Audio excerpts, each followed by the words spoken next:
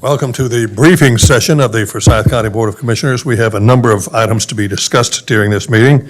This is for the May 6th meeting, which is not too far away. A couple of items that I thought I'd mention.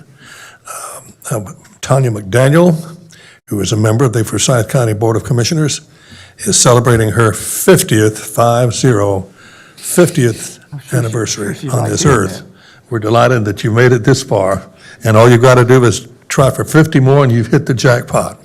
Dave, I cannot believe you're 80-some years old and you still don't know you tell a woman's age. Oh, that's right. You know, one of the nice things about Gloria Wisdom, 80-something years old. I'm 82, I'll be 100 years old in 18 years. And by the way, I'm delighted to say that Sheriff Kimbrough is here. He's 60 and you don't retire until you're 70 or 80. Look at me, I'm still here, so. Dog years. As you can see, folks, we don't have an awful lot to talk about today, but it is a pleasure to have Sheriff Kimbrough with us today. I told him I was watching television last night, and he has new improved 911 facilities in the sheriff's office, and it just looks great. You just make us all proud, Sheriff. Good to have you with us. Now that we've gotten to this point, we have an agenda, and I'll turn the meeting over to our county manager, Dudley Watts. All right. Thank you, Mr. Chairman. Good afternoon again, board members and staff and guests. We do have items to introduce for the May 6th meeting. We don't have any discussion items this week, and we don't have any closed sessions, so pretty straightforward, although there's a lot to talk about on this agenda. So items 1, 2, and 3 really are old business, and those are the results of the public hearings that will be brought back in that session. I don't see any need, unless you want to go ahead and go back through those again, unless there's any questions on those. In agreement with you, yes, sir. Okay. All right, very good. Item 4 is a public hearing in connection with the financing of the courthouse facility, Collidium, and airport projects, and the refinancing of current debt obligations. Lee Plunkett, our Assistant Chief Finance Officer, should be on the line to review this.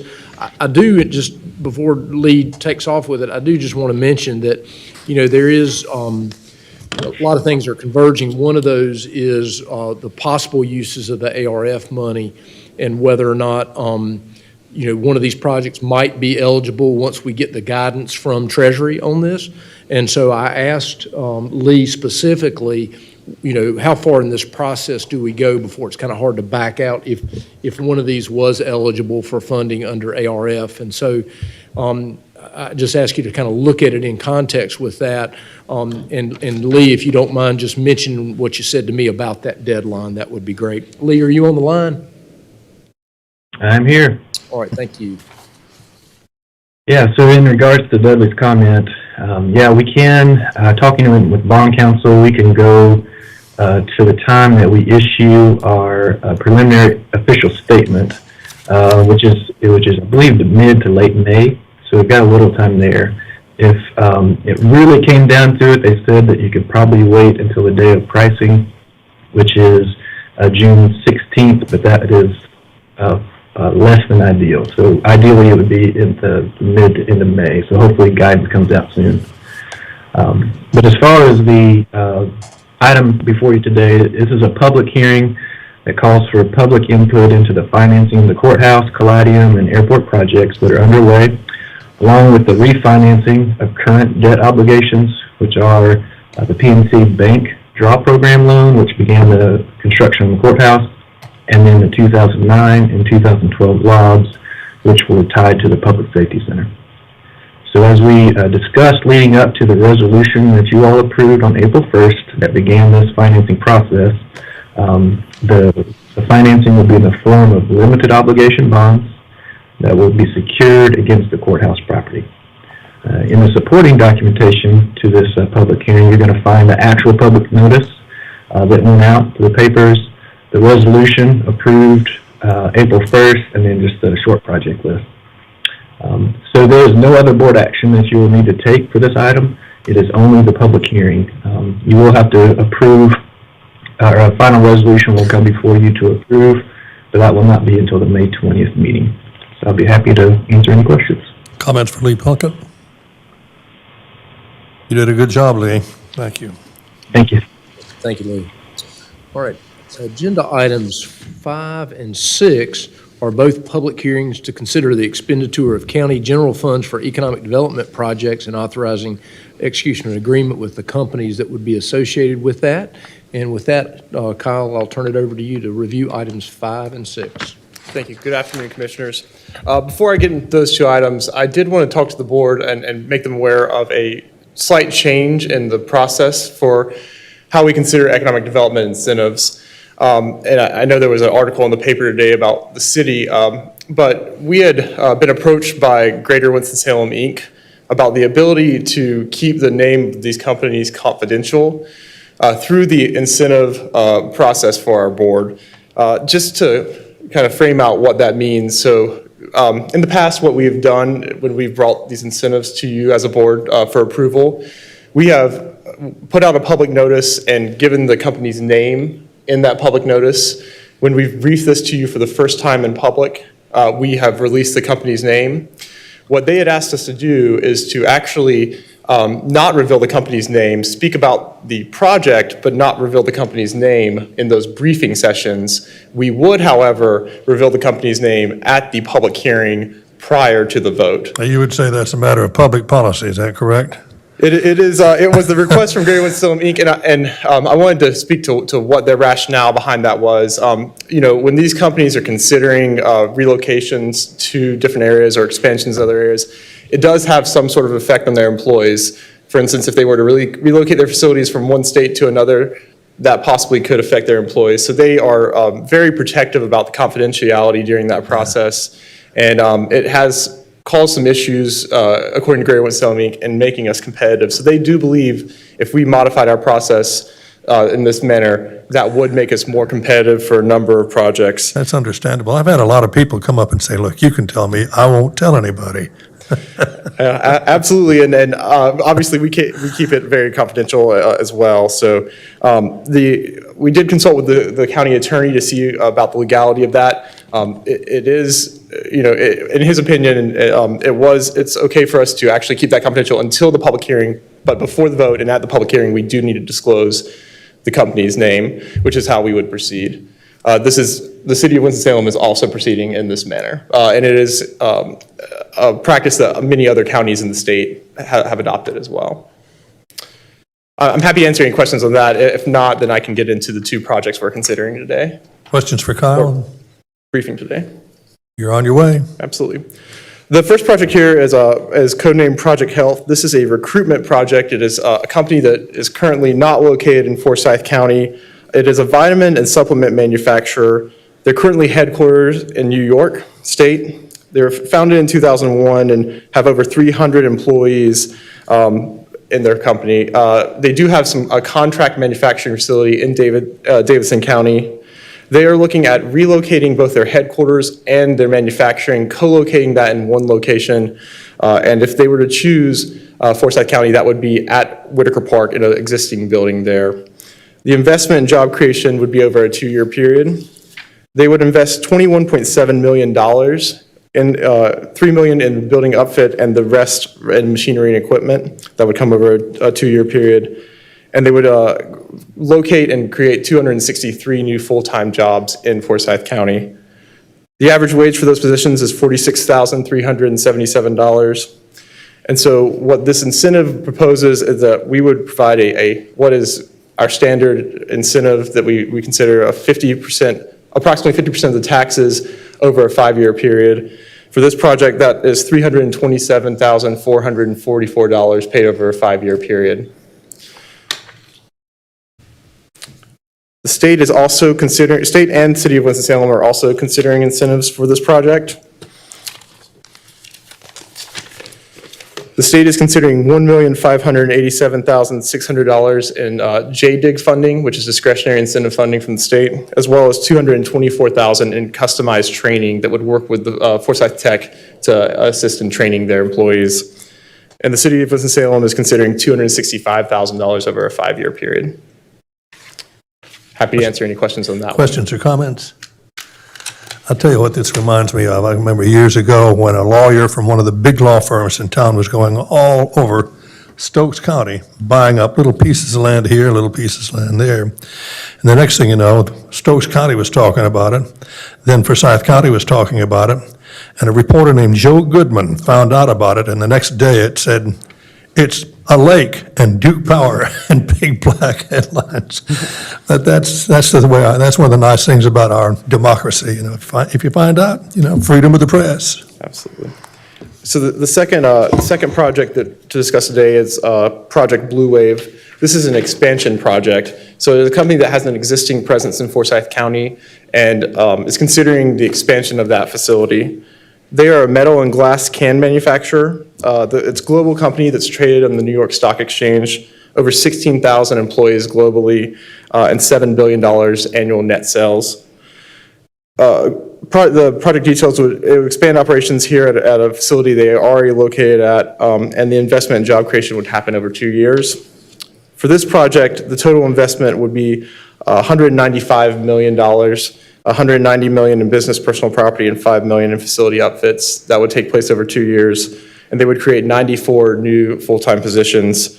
The average wages for those would be over 130% of the average wage of Forsyth County, and those would recreate over a 2-year period as well. Looking at our standard 5-year 50% incentive on this project, the total is $2,749,100 over a 5-year period. For this project, the state is also considering state incentives, $250,000 for the One North Carolina Fund, $500,000 from the Rural Division Building Reuse Program, and $141,000 from customized training. For the One North Carolina and the Rural Division Building Reuse Funds, those are funds that flow through a county or local government. So we would be the applicant on behalf of the company. We would administer that, pass through those, and make sure that they met their goals. If they did not meet those goals, those amounts would have to be repaid. And then the city of Winston-Salem is also going to be considering incentives in this project as well. Happy to answer any questions. Questions for Kyle? Comments? Thank you. All right, thank you very much. I have a question for you. Question from Ted Kaplan. Maybe a month ago, maybe a month or so ago, Google announced a major investment in Durham. I forget how many, 1,000 employees, I think, something like that? That does sound familiar. Is there a way that you could inform us informally why they chose Durham and not Winston-Salem or Forsyth County? I could certainly look into that information and try to provide that to you informally, certainly. Thank you. Any other questions? All right, very good. Thank you, Kyle. All right, item 7 is a resolution recognizing May of 2021 as Foster Care Awareness Month. John Thacker with DSS will receive that recognition on that May 6th date. Item 8, you have the approval of minutes for the meeting of April 15th. Obviously, those will be forthcoming. Item 9 is the public session. Item 10 is actually, we took care of that by moving that over to the formal agenda at the prior meeting today, and so we don't need to do that. Item 11 is a resolution approving a contract for the purchase of a central count tabulation scanner for use by the Forsyth County Board of Elections. Tim Suji with the Board of Elections. Are you on the line? Hey, Dudley, I'm here. Great, Tim. If you can review that, that'd be great. Yes, sir. Thank you, Dudley. Thank you, Mr. Chair, and good afternoon, Commissioners. Just to give everyone a little background, in the 2017 session, the General Assembly designated over $9 million in non-recurring reimbursable federal Help America Vote Act funds to county boards of elections, of which the Forsyth County Board of Elections was allocated $250,000. The budget period for expending these funds is July 1st of 2020 through June 30th of 2021. And on September 10th of 2020, the Board of Commissioners had approved the budget amendment to add $100,000 for reimbursable expenses, and then later added the remaining $150,000 for reimbursable expenses on March 4th of this year. In terms of permissible uses of the HAVA fund, the general rules to improve the administration of federal elections and enhance election security. So to give you a few examples, this includes voter outreach and education, election officials and poll worker training, voting systems and technology, polling place accessibility, establishing a toll-free telephone hotline, and expenditures incurred in response to the COVID-19 pandemic.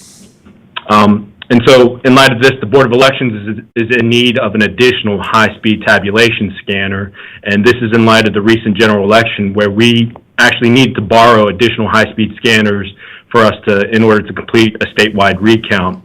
I later found out that it is not guaranteed that those high-speed scanners that we borrowed will be available for lending use in future elections, which would then cause a delay in our completion and certification of elections. Please do keep in mind that the Forsyth County Board of Commissioners with the Board of Elections may only use a voting system certified by the North Carolina State Board of Elections, which this Board of Commissioners had adopted and awarded the contract for the election systems and software voting systems back in 2019. Therefore, the Forsyth County Board of Elections approves and submits to you today the recommendation for the purchase of the DS450 Central Count Tabulation Scanner from ES&S. I'll be glad to take any questions. Questions or comments? Not a one, thank you. All right, thank you, Tim. Thank you. Item 12 is a resolution authorizing execution of a contract between Forsyth County and Media Placement Services Incorporated to provide advertising and marketing for testing and vaccination efforts related to COVID-19 at the Department of Public Health. Adam Pendlebury from the Department of Public Health should be on the line. Are you there, Adam? Good afternoon. Can you hear me? We can. Please review. Good afternoon, Commissioner. The item before you is a contract between the Forsyth County Department of Public Health and Media Placement Service. The contract is in the amount of $99,556. The contract covers digital media, social media, outdoor advertising, and print and radio advertising for COVID-19 testing and vaccination. Be happy to take any questions you have on this contract. Questions or comments? You're all right. Okay, thank you. Very good. Thank you. Thank you. All right, agenda item 13 is a resolution awarding a contract for inmate care delivery services for the Law Enforcement Detention Center. Randy Hunsucker, the business manager for the Sheriff's Office, is here to review that. Sheriff Kimbrough is also here, and I know Sheriff Kimbrough wants to make I understand he wants to make a few comments. I think he will follow on the heels or go in front of Randy. You want to do it after or before? Morning, Commissioner. Good evening, Commissioner. I just wanted to, first of all, tell you all how much I appreciate you. Come close to the mic. Yeah, there you go. I'll start again. Good afternoon, Commissioners. I just wanted to say how much I appreciate you. Stop by and let you know how much I appreciate how you have supported the office of the sheriff, and also how you have the kindness you have shown me. Also, my second request is, and I hate to stop by requesting something, but I know that you're getting ready to vote at some point in time in the near future on who gets the contract health care.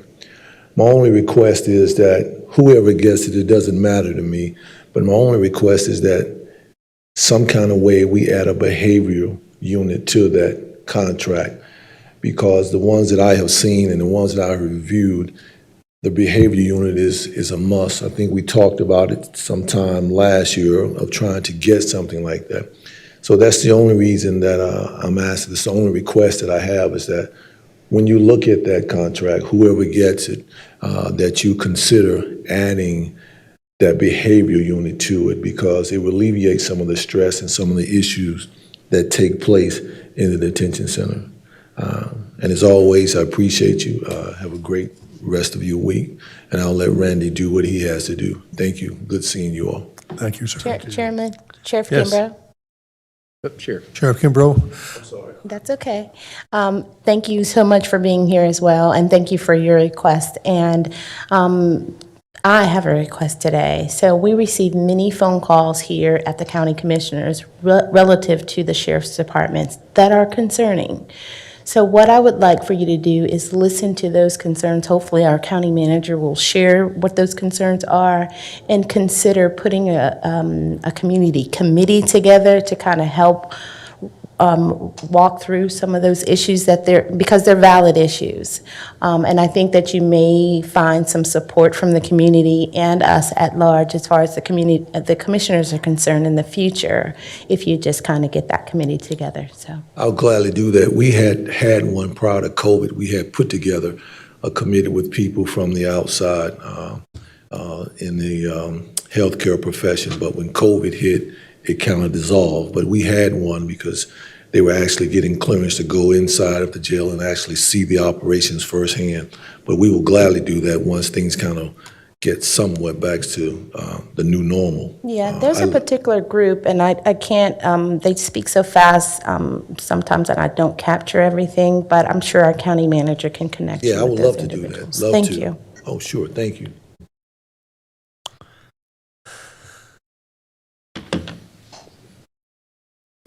Mr. Chairman, Commissioners, good afternoon. Thanks for allowing us to come in person today. I wanted to first talk about the diverse assessment team that reviewed the RFPs for this process. Very proud that we had such a diverse group of people as far as race, gender, and age, even where they work at. They developed the RFP. They developed the assessment tool, responded to vendor questions, helped manage a pre-bid conference, and then assessed the proposals, which were huge in size, and there were 6 of them this time. So thank you for all those folks there that are shown on this page. We also had other folks that, in the community that helped us, Dr. Satterwhite and Danielle from the hospital, so thank you to them, and then Dr. Edwin Marshall from the health department as well. This service is governed by the North Carolina General Statutes, thank you, case law, and the North Carolina Administrative Code. And just pulling out one of those lines, it does say that each unit of local government that operates a local confinement facility shall develop a plan for providing health care for prisoners at the facility that protect their health and their welfare. A little bit of history of our providers. 12 years ago, we switched to Willpath, also known as Correct Care Solutions. Before that, we had NAF Care. A few brief points about our current contract with Willpath. This was awarded in 2017 for a 3-year term that began in September 1st of 2017. The terms provided for an option to renew for additional 1-year terms up to 3 times. Last year, the county did approve the first of those 3 renewals. And that we're currently in the first renewal period. It began September 1st of 2020, and it ends in 5 months. A second renewal with Willpath is an available option. As mentioned at the winter work session, the jail medical is one of the cost drivers in the upcoming budget. It looks like the increase will be $836,811, and so I wanted to outline what's caused of those increases. The first one is world, national, and local events that occurred in 2019 and 2020. The pandemic has really seen a dramatic increase in the cost of medical equipment and consumable supplies. And then secondly, the labor cost. They're seeing a very huge shortage of labor in the medical field, particularly with nurses. There have been locally even several market adjustments in pay at the local hospitals. The 2 items you see on this page here represent, we don't know the exact amount, but I can tell you it's hundreds of thousands of dollars right there. Other cost drivers, with the resolution before you, it does invest on the front end on higher credentialed positions with the goal of decreasing the actual off-site costs and produce some savings during the contract term. Also, through the RFP process, we're trying to address some clinical deficiencies, and there are also some workload increases from the last time this was bid out. So on the clinical deficiency side, we're converting medical technicians and CMAs to nurses because there are a lot of things that the nurses can do that those others cannot, including counsel inmates, answering their questions, assess and intervene for side effects, and they can even withhold medications if something looks wrong. And we're hoping that all of that can reduce errors, which is something we've seen and something we need to address. On the workload side, and I'll show us the next slide after this, and we'll show you the information, but we want to maintain the mental health staffing on nights and weekends in order to handle issues, conduct assessments, and take people on and off suicide watch in a very timely manner, because it's very critical that it's done in a timely manner. And we have to keep up with the growing mental health demands for service. And the sheriff mentioned some of the workload changes here. So we provide statistical information to the bidders so they can sort of know what's going on, how many people are on insulin, how many people have heart issues. We provide all those statistics. So what we've pulled out here is just some of the mental health statistics, and compare that to the last time we bid this out. We provided October 15 to October 2016 data, and that is monthly. And you can see for the new RFP, the second column of numbers there for calendar year 2019 is what we provided them. You're seeing double-digit, in some cases triple-digit increases in some of the mental health issues that the provider and the sheriff's office are having to deal with.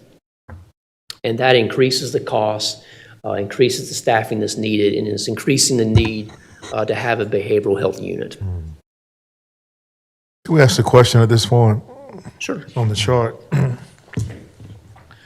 On the special needs contacts, could you give some more clarity on what caused that, or what are special needs?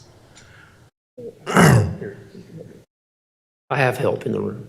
This is Dr. Lindsay Novacek from the Forsyth County Public Health Department. Hello, Commissioners.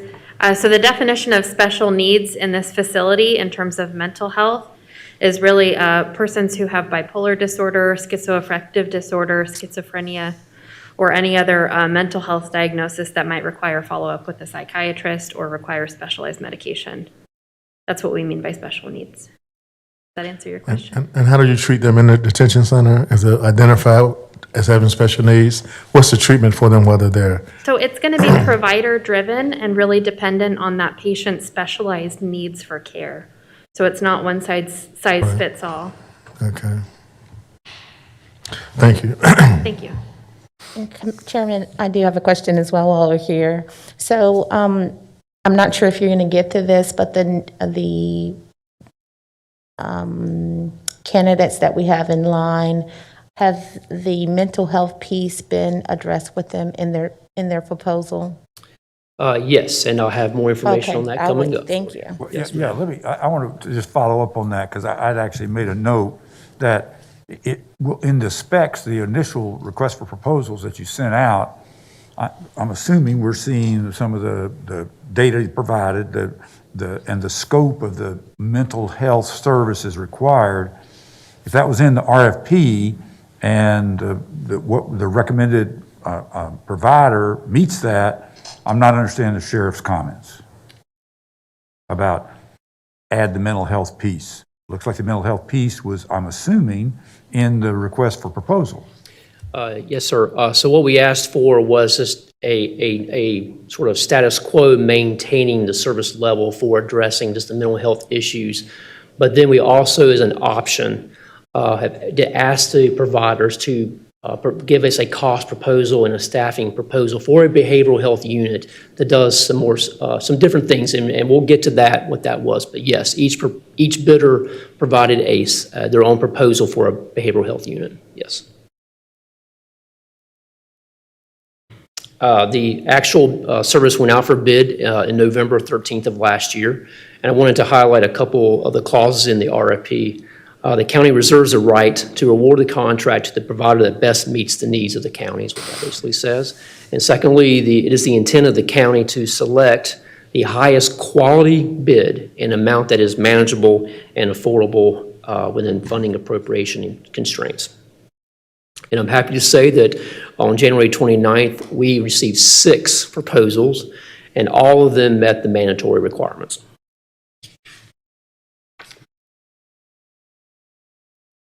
On this slide here, I wanted to provide who the vendors are and where they are located.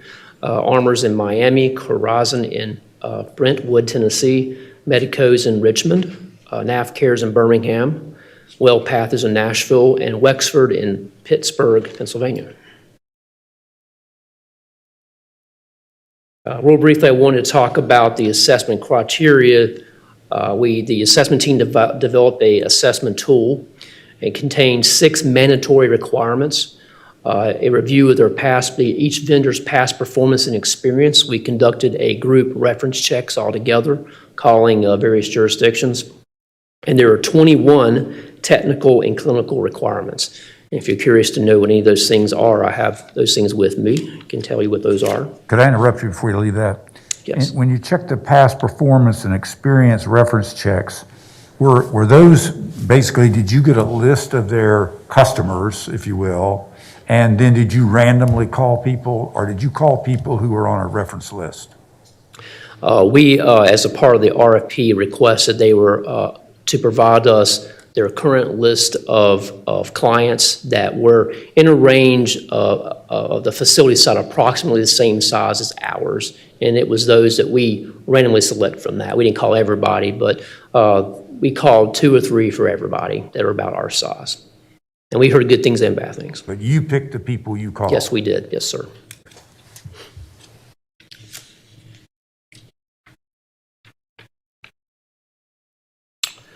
Real briefly, I wanted to tell you what makes up their cost proposal.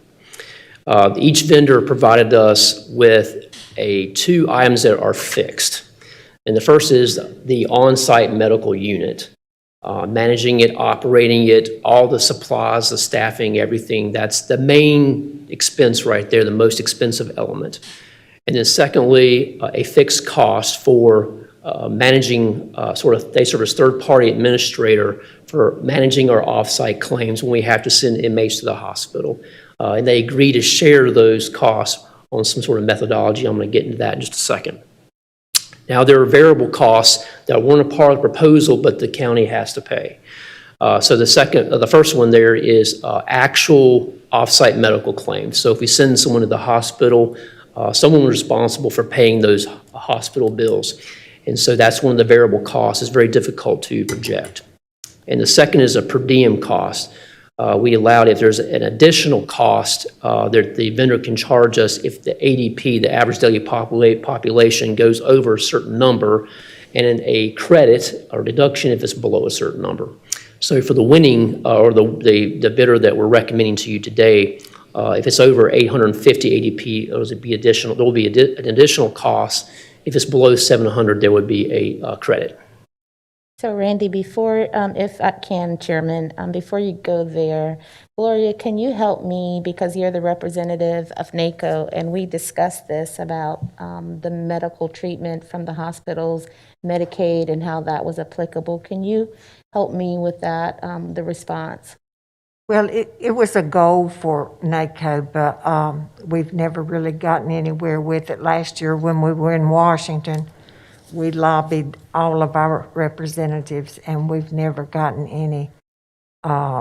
We haven't had help to move it forward, but we would very much like to continue with that effort. Yeah, so my question for Gloria was because we have knowledge, and some of my concern is if an inmate does have Medicaid or Medicare or some type of insurance, why isn't that insurance being utilized while they're in the detention center? I'll let Sergeant Lori Wood speak to that question. Thank you. We don't want you guys sitting back there. That's all right. Good afternoon, Commissioners. I'm Sergeant Lori Wood. As of the way the statutes and stuff, what we interpret it right now, anyone that's on the Medicaid for the adults, it only covers pregnant females, 65 and older, and there's one more. There's one more that I could get to you. But once anybody comes into jail with public assistance, Medicaid, Medicare, it stops. And then when they get back out of jail, it starts again. If we become an expanded state, then that would help. But right now, we do ask anybody that comes in if they have private insurance. And if they do, we'll use it, but very rare do they have any.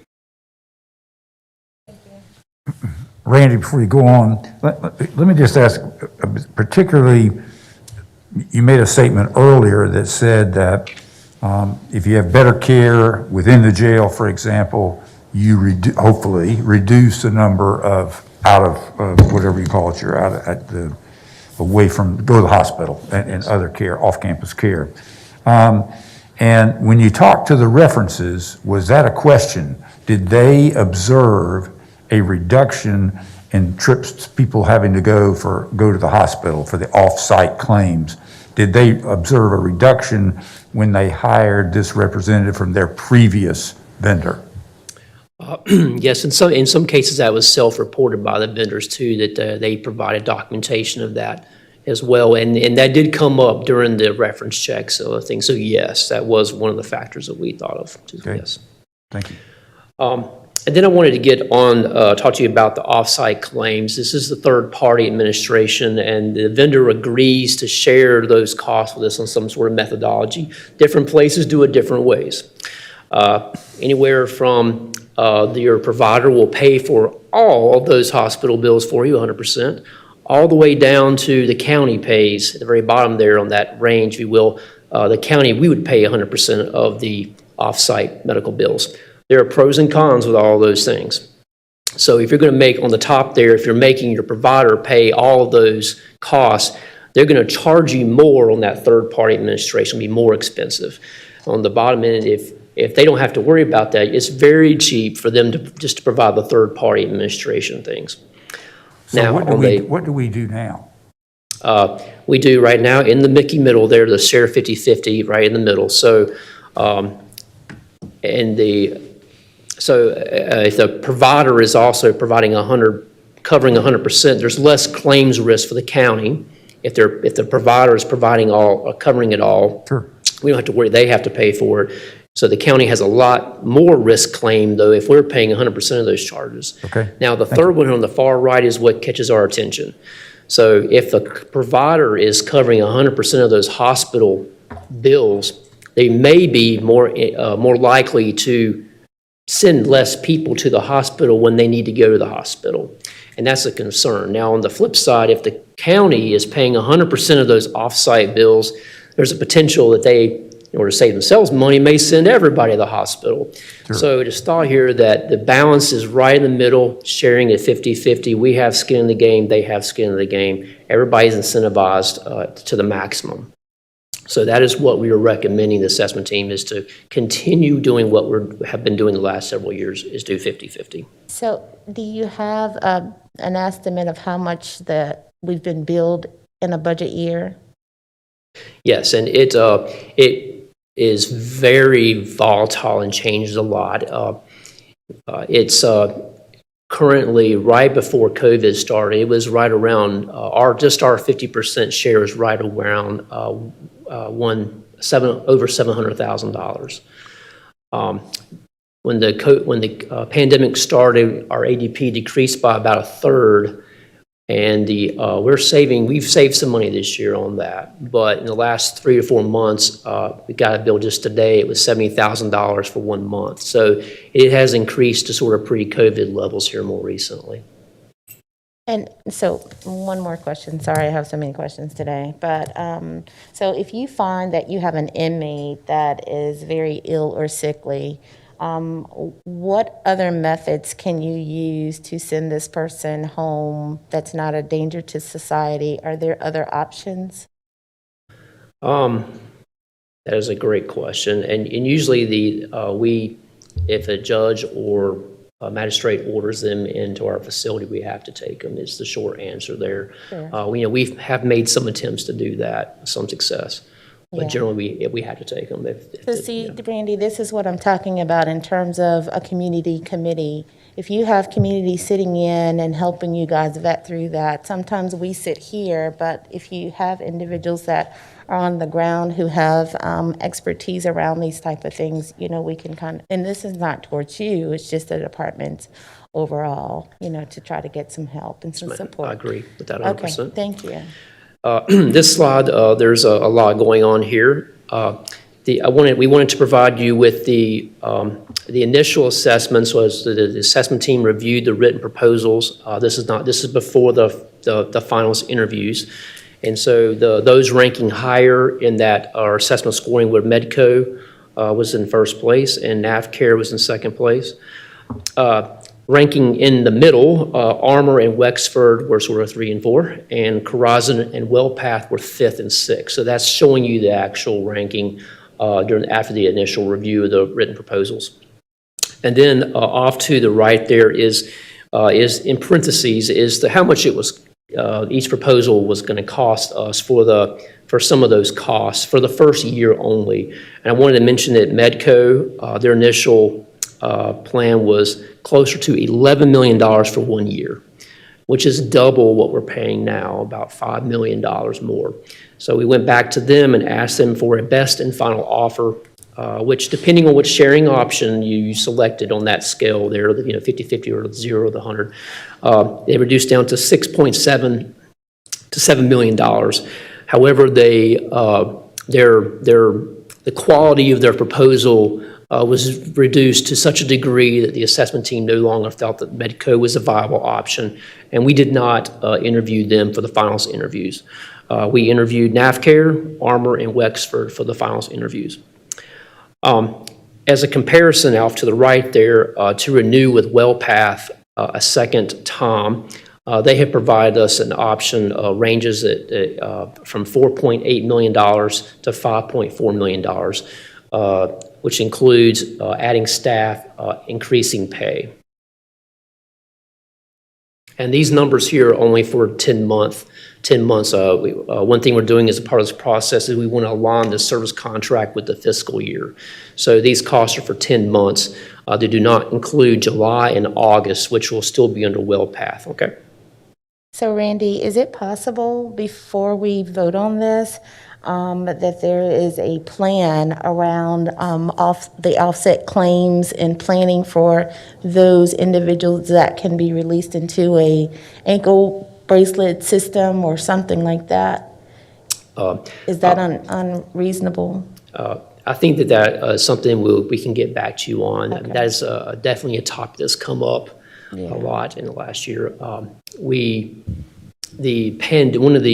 One of the positive things that came out of the pandemic is our population in the detention center was reduced by a third anyway, and it sort of accomplished that in a way. So once this pandemic gets behind us, I think that would be a great time to get back into that discussion that we need to have. Yes, ma'am. Yeah, Commissioner McDaniel, I just wanted to add, it's important when you look at this, nobody lands in our jail without the courts saying they're there. So the Sheriff's Department has really they cannot drive who's there or who's not there. And so, and even with the ankle bracelets as an alternative to incarceration, it's really going to be a judicial decision.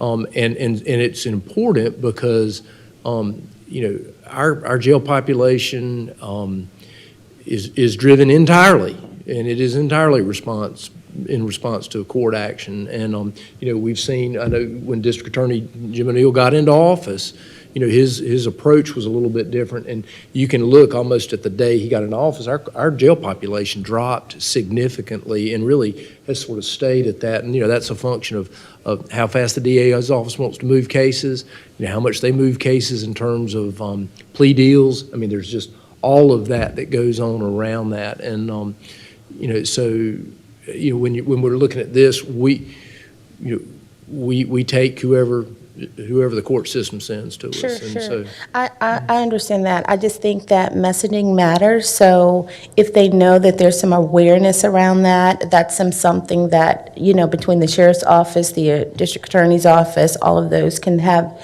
some conversations at the round table. I'm just looking at if we have an inmate that is, we're having to pay, what was it, $70,000. I don't know what the circumstance of that was, but I can't see them re-offending in that type of shape. Right. And the district attorney I think there's good communication, and I know staff would agree there's great communication between the DA's office and our facility. There are times when, charges could be modified. You want to mention that? This is an important part of this because we are so interconnected, and so. We do. When we have somebody, that's one of the first things that we do. We look at their charges and see what it is. Obviously, if it's murder, no bond allowed, they're not going anywhere. But if it's something we think that the DAs will work with, we call them, and all they're going to say is no. So when there are the significant medical, we work with the DA's office. And I guess the other factor is how fast the district attorney moves cases to the state system. So in most of our cases, we are pre-adjudication. And so the sooner those cases can get into a state system, there's a post-adjudication assignment. At that point, we either can get some revenue from the state if they're housed, locally, if over a certain period of time, or those costs leave us. And so, what is that? You know what that? Currently less than 600. The population today. I don't know the exact number, but it's right below 600. Has it gone up or down since COVID? It's been holding steady. That's down since COVID. We were a little above 800 before COVID. And since COVID, it's been holding right below 600 consistently in the last year.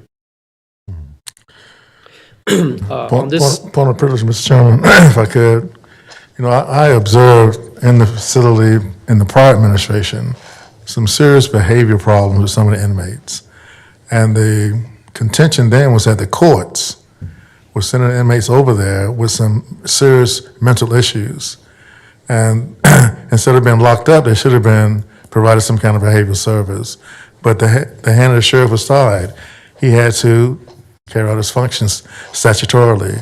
But I actually witnessed an inmate knocking off pieces of the wall and eating them literally. And the intent was for him to have a medical problem when he came out on the other end. So that kind of thing really is beyond just a criminal activity. That's really something I think the court should really address before they send inmates to the detention center. It's a serious matter. And I hope that the courts can address that in some kind of manner that's more equitable. To relieve some of this cost and to do a service to those inmates. Because those guys, well, I'll end with this. I've been walking downtown by CVS and seeing some behavior that needed some professional behavioral intervention. And the police won't have any authority to pick them up and, press the issue and cite something and, put them in a car. And I know there's a critical need for us to do something about it on the court side. Because the jail is not for everyone to be locked up and, given 3 meals a day and hope that they'll get better when they come out into society. It's just not a reality. So I hope we can work on that relationship a little bit more going forward. Yeah, and yes, sir, and last year an NPR report came out, the number one facility for folks with mental health issues in this country is jails. Yes. Number one. I think the other data point to keep an eye on is not only average daily population, but it's also length of stay. And I think what we know is length of stay went way up. I think I don't know the exact number, but pre-COVID, it was around 21 estimate, and now it's around 30 days. And that is a function of the court system slowing down through COVID. So. On this slide is the information the sheriff spoke about earlier, a behavioral health unit, which was something we asked for as an option for us to pick if we wanted. We asked for a 20-bed unit that included programming and activities for those with the most severe mental health issues, assessments, treatments, and a discharge plan. Could I ask you what the difference in staff would be proposed in that? I mean, if you don't get the behavioral health unit, there's X amount of sort of staffing. And then if you do get the behavioral health center, what is the delta? What's the change in the staff if you get this? I've got a slide on that coming up. All right, sir. Yes. Thanks. So the costs here you see for year 1, 2, year and 3 are the costs for the recommended vendor that we're recommending today. The first cost there, the $329,100. That is an ASL request, an alternate service level request that the sheriff's office is making. The resolution before you today does not include the funds for this. So if there's an interest in adding this, we would have to add it to the resolution for next time. Okay, Randy, sorry. Help me go. Can you go back? Yes. So here, we know, let me say this so you can hear me. So you're saying that their current proposal now has some level of behavioral health, correct? Yes. Which is none of this designed in it that you're showing us right now. This is a hands-on Intensive. day-to-day programming activities, constant care. It's like a constant care unit. It would be there in this 20-bed unit, getting care all day long, activities, treatments, everything. Just like in a school, but it's all day long, pretty much.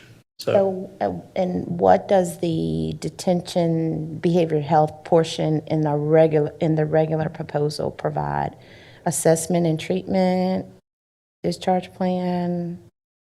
Somebody will, yeah, that is correct. There is some level, but it's not to the extent that they're doing everything that needs to be done. For the folks that have the most work, the worst mental health issues. Let's get It's Lindsay. more generic. Let's let Lindsay weigh in on Yes. that piece, yeah. So I think, Commissioner McDaniel, to get to your question, the difference between the behavioral health unit is providing a therapeutic milieu for the people who are there. So just really getting them stable. And we do have behavioral health, and that is in the proposal as well. But the difference is that they're in the general population, or they might be in segregation, but they are still provided mental health services, just in a different environment. And the key for me is the difference in staffing and what those staffing levels are. That's where the cost is and that's where the service is. And yes, sir, we'll show you the staffing plans come almost there. So I wanted to conclude here with the assessment team recommendation is to go with NAVCare, as they had the proposal after the completion of the finals interviews. They had the highest overall assessment score, number one. And the team recommends NAVCare. On the resolution before you today,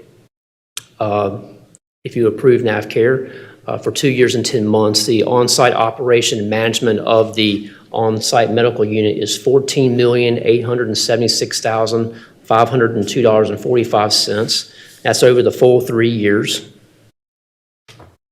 The third-party administration of the claims, and they're agreeing to share those claims with us 50/50, is $2,437,348.48 over the 3-year period. And in the actual resolution, you can see that broken down by year. On the variable cost, these costs in your resolution are determined by county staff.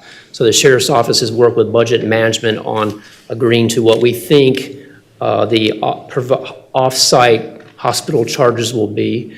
The county's 50% share, and we estimate over the 3-year period, technically 2 years and 10 months, will be $1,998,580.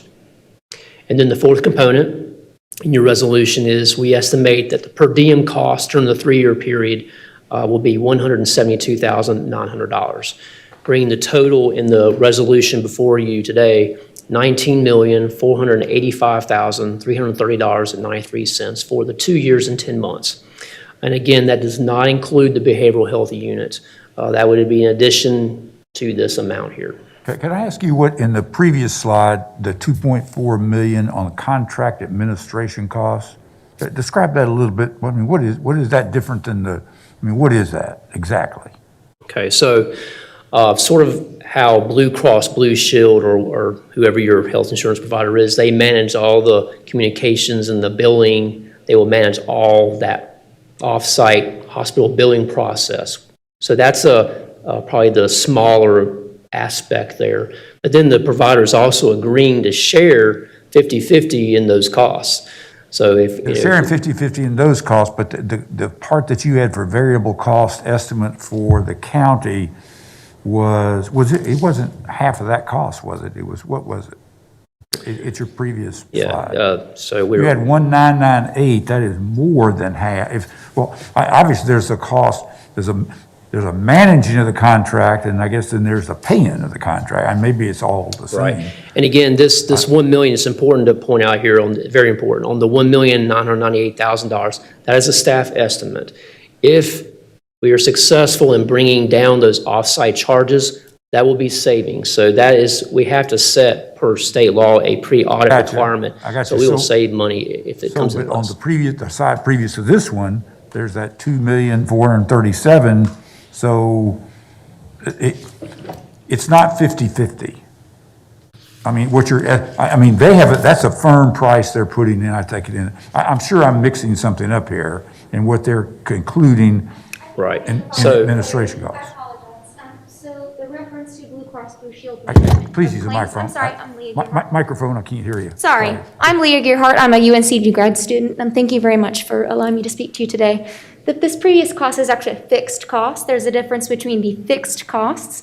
We are actually going to be paying them to manage the claims. The same thing that Blue Cross Blue Shield does for you. When you go to the hospital, you have your appointment, they actually give you a copay that you pay up front, but on the back end, they are paying for your claims and they're administrating your claims. So that cost there is what we would pay over that 2-year, 10-month to manage all of our claims offsite. That's totally hands-off on our end. They would then administer it with that fixed cost and then bill us for the 50% remaining of the actual claims. So that is what we would pay, period. The next page is an estimate, a staff estimate of what actual claims on our end, which is 50/50. So you'd actually multiply that $1,900,000 times 2, where a mains is our 50% of claims. I got it. Thank you. But what you're, wait. but what you're saying is that the administrative load on that is 14% basically for just doing So, that. as And I I'd be mentioned, real curious on the- if Blue Cross when I- Blue Shield runs at 14% just to handle the paperwork. right. So as I shared on the other slide, where we have the continuum, where if the provider is paying no offsite costs, it's hardly any expense for us. The fixed cost will be a lot smaller. Now, on the other end, if the county is, if we're asking the provider to pay for 100% of those offsite costs, well, then that amount would be a lot higher. So we're in the middle here. So they're basically agreeing to take on the risk of half of our claims. And that's why it's more I got that, expensive. but that has nothing to do with what the third-party administrative costs, which is what I figured. Well, it's 2 parts. understand They're it's two- I administrating the understand it's two claims, issues. I got it. and they're agreeing to share in the risk of the claims. I got And that. they do revise that number up or down depending, yes. I got it. Randy, for me, if you can come back to kind of help me also, what's happening now with that process as far as the claims, the processing of the claims? Yes, I'm sorry, I didn't remember your name. Right now, as it stands, it is actually an invoicing situation. So we are actually billed every month for those actual claims, in addition to our divided per month cost for the administration of those claims and the fixed on-site costs. So there are 3 components to every monthly bill that actually we are paying. So let's walk through it a little bit. I work in health care. So if there's a claim for $100 and we know that Blue Cross and Blue Shield is going to pay $70 of that, and then the patient would pay their copay of maybe we'll say $10 of that, and then the agency, which would be the sheriff's department, would write off the other $10. Is that what we're saying? So what Private we're saying, insurance. so Or if maybe- there's or a maybe another- hospital, if there's See if a, this is another way to ask that question. Is what is, I think, and correct me if I'm wrong. I think Commissioner McDaniel's asking, what is what the current cost now for the administration of off-site claims? What is it as, I mean, right now, this is 14% of the total. Is it more or less than 14% in this new proposal? you mean compared to the current service provider? Yes. I believe it went up. We can provide those details for you after the Yeah. meeting, before your next meeting, the Yeah, exact that'd be great change to for show each that thing, next yes. week. Yep. There's also another piece, sorry, let me just say real quick, Randy, I'm sorry. There's another component where the administration cost comes from their actual negotiation and cost. So if they can actually negotiate the rate down to Medicaid rates, then we then pay the 50% remaining after that negotiation. So that also is what we're paying them to do, is to ensure that that rate is paid and what kind of negotiation goes into that process. I hear you, but we're paying something for that service Yes, we are, now. yes. And I'm curious We're what- paying them to do it now. I'm curious what that cost is now compared to this cost. Right. In the and proposed if- cost. And in the negotiations, for me, this is, the answer that I need is if it was the, and I'm just using it as an example of that $100 cost, if you're reducing it to what Medicaid is accepting, is the Medicaid amount 50% county, and then they choose that amount as well? Is that correct? Yeah, Okay, fair enough. I actually can tell you right now, we're paying, for the third-party administration for this thing, we'll be paying in year 1, $694,000. in year one, 858,000 year two, and 884,000 in year three. Right now, it's in the 500,000, 500, about 550,000 a year. So it is an increase. It is an increase. It is an increase. That's what I was trying to allude to. So my question in the negotiations, as the lady previously stated, when are you going to know about those negotiations and what the rates are going to be? Between the provider and the hospitals. So is the negotiations is between the hospital and that provider? And we would not be privy, that would be confidential negotiation between the provider and the hospital. They negotiate that privately. But we're going to pay these guys the Right. 2.4 million regardless how good they negotiate. We're going to pay them 2.4 million. But then on the back end, though, on this page here, the 1,998,000, hopefully we get the benefit there and would see some savings there. That would be the hope. Okay, I'm done. Thank you. No problem. And this information here is exactly what we would be getting for all this money. This is NAFCARE staffing plan, lists all the position titles, the number of hours they're working every day, FTE, so that would be the day shift positions there, in the evening and night positions. So in the medical unit, there would be 39.7 full-time equivalent positions. As a point of reference, the current staffing is 35.25 full-time equivalent positions. But I need to get into some details there. So here's a side-by-side so you can actually see. We've consolidated a bit, removed the days, removed the shifts, so that we just left the positions out on the left-hand side there. In the current, you can see the number of full-time equivalent positions for each position. And the total there, subtotal was 35.25. I did want to mention, though, that the current provider at no cost after the event in 2019, they have been providing 4.2 FTEs, EMTs at no charge to the sheriff's office of the county. So technically, they have 39.45, but we're only paying for 35.25 FTEs right now. So the next column to the right is under the proposed. One more thing I want to mention. So the mental health professional there, which is the next, the second one from the bottom. Then the currently we have 3 FTEs for mental health professionals. One of those FTEs is currently being paid for by county mental health funds in the amount of $92,408.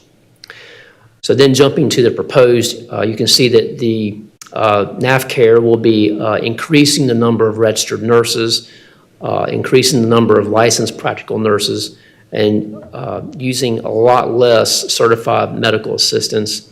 The lead medical technician for the pharmacy, as I mentioned, will go away as well. They'll be utilizing a nurse.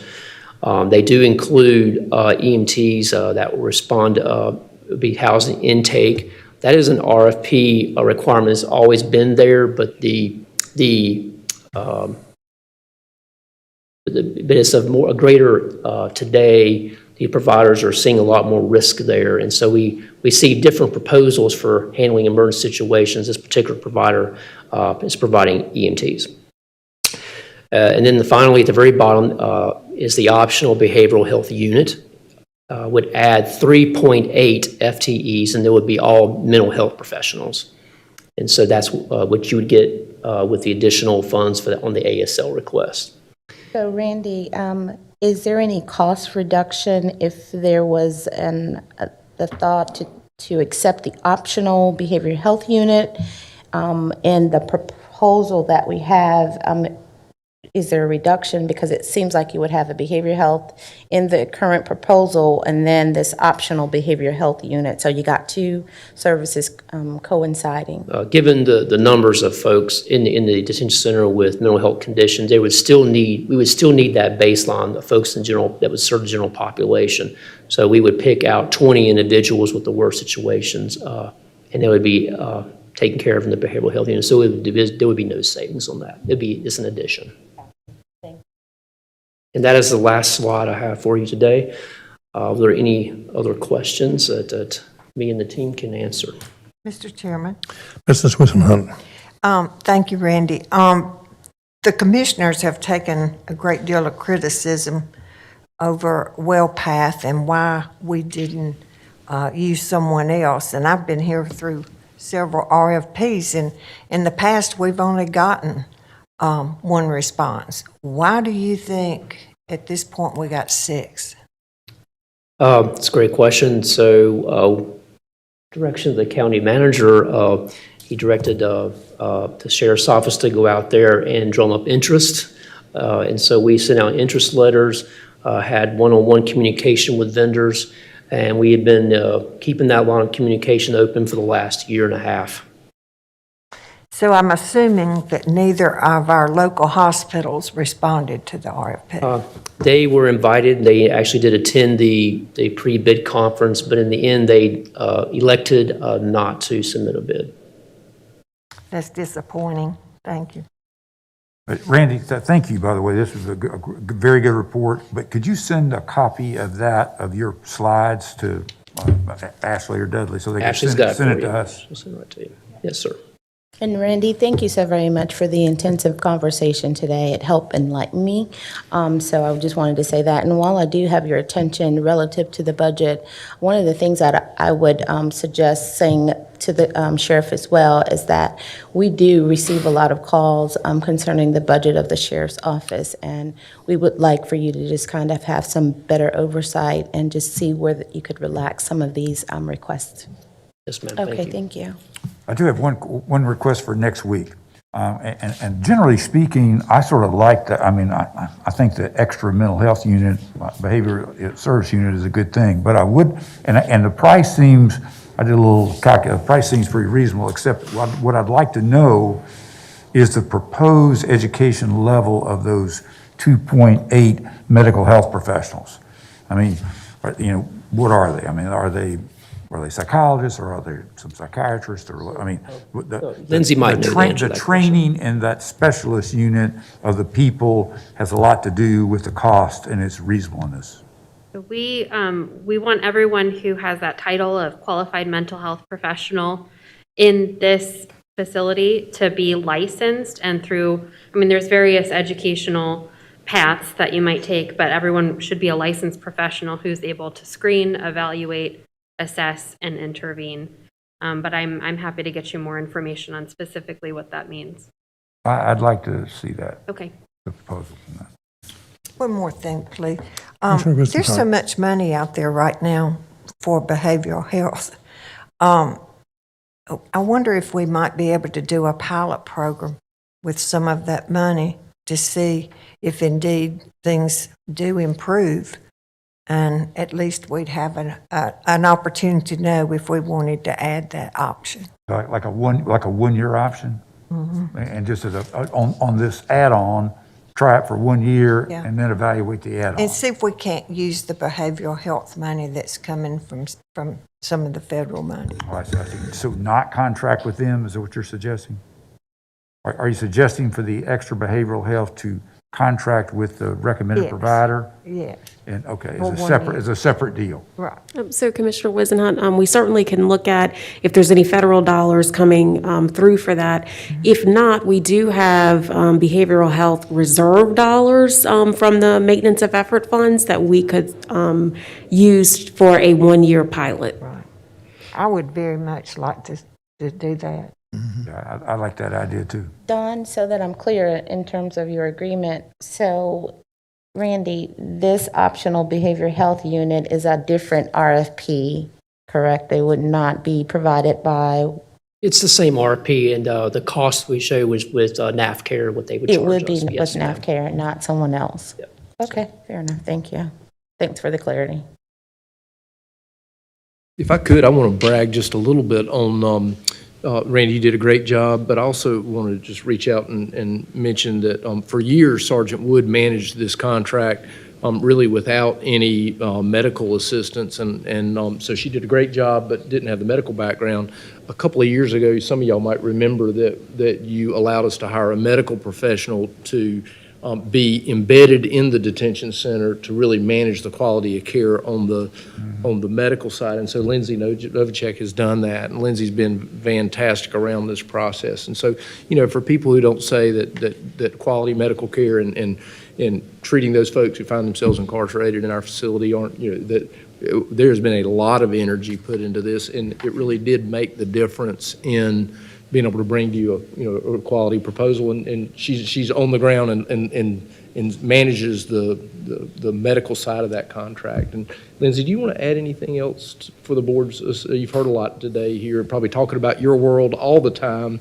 This is your chance. So anything else?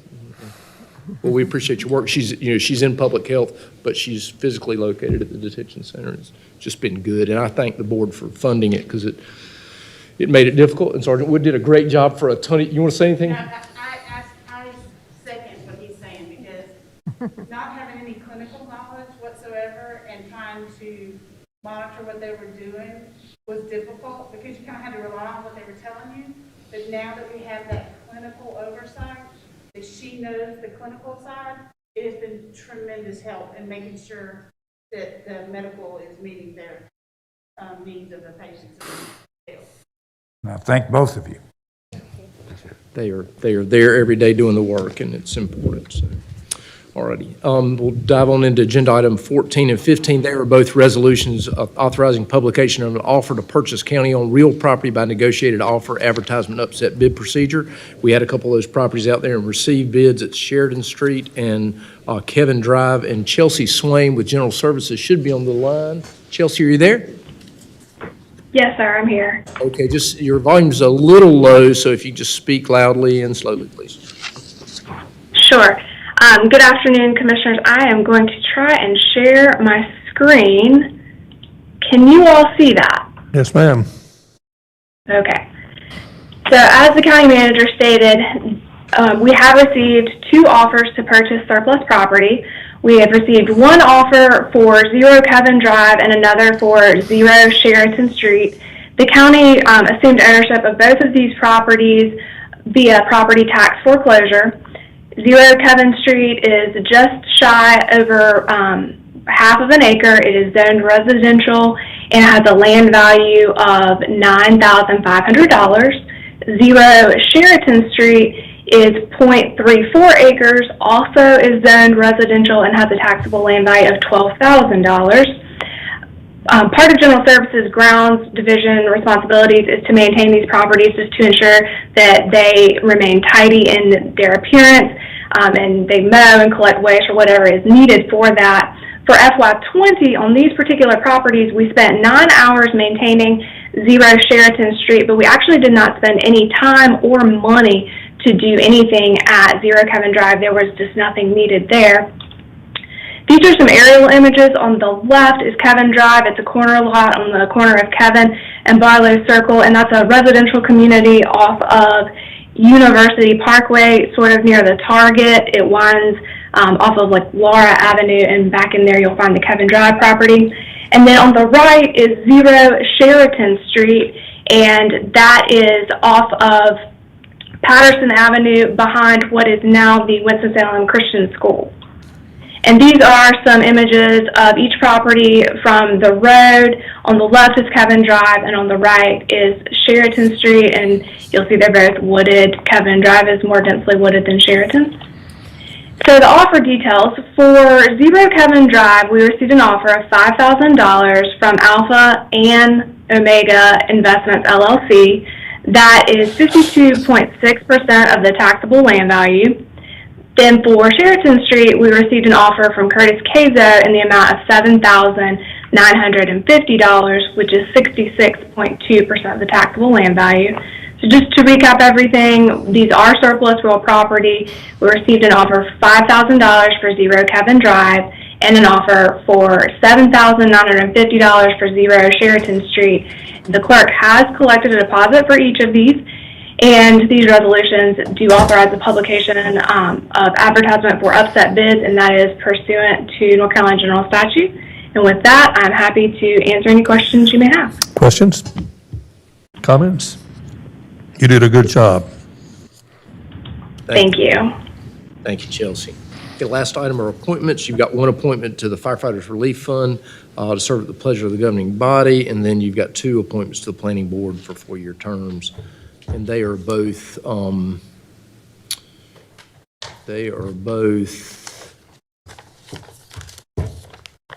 advertised and, yeah, help me. The planning board appointments, they're 2 city appointments, and so the planning board's bylaws require that the county commissioners approve the city's appointments and vice versa. So those are joint appointments, and then the firefighters relief fund board, those appointments or those vacancies will close on Wednesday. And that is all for today, Mr. Chairman. Commissioners, anything you'd like to say before we adjourn? I just do have a question, Chairman. I'm sorry, I'm new school, but I'm old school in terms of utilizing this agenda item reports every day, for our meetings. So my question is this new system going to be able to provide us the agenda item number? I wasn't able to see that before, and I'm not sure if they're still working on the system to provide it. The agenda item numbers are not specifically on the agenda item report. It is on the Online version? on the actual agenda on the right-hand side. We're going to have training next Thursday, Okay. and I can go into depth with that. Okay, yeah, I just wanted to know. These are the same things that we provide to the constituents, and I didn't know what they were seeing online, if they're the same as ours. So, okay, thank you. All right. Commissioner Kaplan? Commissioner Elamine?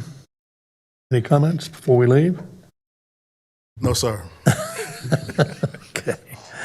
Well, if there's no further business to discuss or be briefed on, do I hear a motion? Oh, Ted Kaplan just suggested we adjourn. I'll second that we're adjourned. Thank you for coming.